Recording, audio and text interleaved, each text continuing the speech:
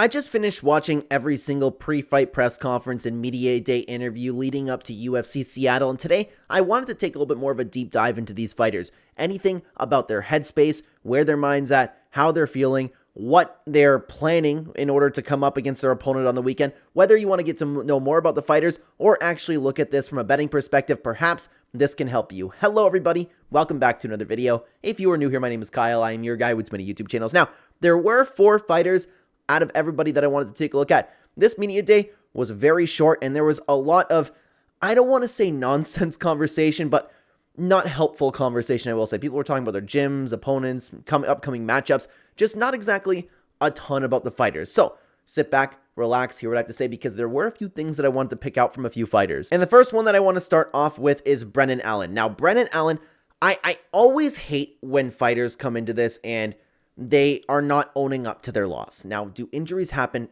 Absolutely they do. Do we know for sure that Brendan Allen is lying? Because we're going to get into it. He wasn't exactly healthy in his last fight, okay? It happens. It happens, and they could be telling the truth, but I would say the vast majority of the time, these people have a huge ego and they can't handle losing. So Brendan Allen, he said that his body was at 60% last fight. He should have pulled out, and he was walking forward like a moving dummy. So, not taking any sort of accountability for his loss. Now, if Brendan Allen is telling the truth, it's a big problem, because one of the things that I'm banking on Anthony Hernandez to win in this bout is because we only saw about 1.5 rounds of cardio from Brendan Allen, and I'm thinking that Anthony Hernandez will put a major beating on him in rounds 2 and 3, like at least in the later half of round 2.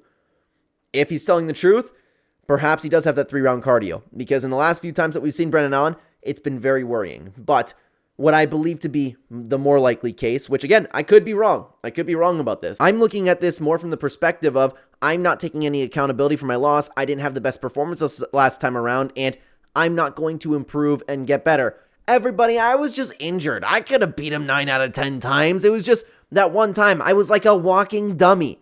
That's how Brendan Allen is coming off. And again, could he be telling the truth? Yes, I think this is something to take into consideration if you are betting a ton of money on Anthony Hernandez, because I think Brendan Allen, I don't know if he's a better fighter than Anthony Hernandez, but if he had 3-round cardio, and maybe he does secretly have it in his back pocket, I'm just judging him by his last few performances, he can beat Anthony Hernandez. So perhaps if you're like throwing the house on Anthony Hernandez, this could be a sign to wait, but I'm still supremely confident Anthony Hernandez. It's just, you never know these things, right? But now I want to talk about Julius Walker. And Julius Walker actually really surprised me, because somebody who hasn't really been in the spotlight, he's positive, he's real, he's comfortable. Like, for example, like when he's talking about, when I say he's real, he was excited and he was expecting to be a bigger underdog than he actually is. I always like when people are real, they analyze their situations, they understand what kind of era they're walking into, what kind of opponents that they are up against. It makes you feel really comfortable, because he gives off the vibe that he believes in himself. He's ready to be here. He's put in all of the work necessary that he needs to put in, and he's ready for his shot in the UFC. He's real, he's happy, and he seems extremely content and comfortable. So I am feeling a little bit better about Julius Walker, at least when it comes to his mindset. By the way, guys, if you're enjoying this video so far, please hit like and subscribe. Comment down below for the algorithm. Thank you so much for being here, and check out our other channels in the description. Let's continue on to Rob Font. So Rob Font actually kind of, and this is assuming that he's telling the truth, which I feel like he is. He opened up about his game plan. He said that he's going to circle around his opponent. He's going to use his lead hand, lead jabs, lead hooks, lead uppercuts. They're all going to be there, and he's going to really take his time and pick his opponent apart. When he feels it necessary to dart in, then he will. But other than that, he's going to keep his range, and he's going to do a good job doing so. Other than that, there wasn't a ton of talk about Rob Font. He just opened up about exactly what his game plan is, and with the way that Rob Font fights, I don't imagine he's just saying that and then just going to make his opponent think like, okay, this is what I'm going to do. And he's going to come out with the right hand. He's going to come swinging with that. I don't think that's going to happen. I think that he's telling the truth. But finally, I want to talk about Henry Cejudo.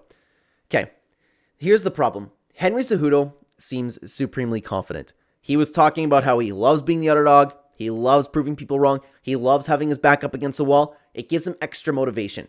He has said even before this that he has never been more motivated in his life.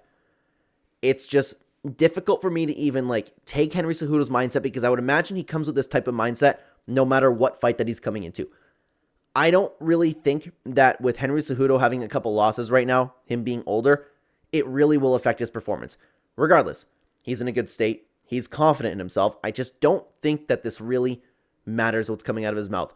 I just don't think that at his age right now, and from the shape that we've seen him in a couple weeks ago, you know what? Maybe the cut made him look a lot better, but it's difficult for me to sit back and go, yeah, you know what? Henry Cejudo's confident. It's not like Julius Walker. Julius Walker seems ready for the moment. He is hungry. But that's the problem. Henry Cejudo's hungry too.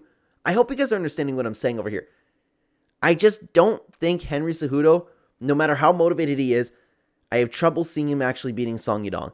I hope he does. I hope he does with all my heart, because I love watching Henry Cejudo fight, and I like him more than Song Yadong, and I also like Song Yadong, don't get me wrong, but it's tough.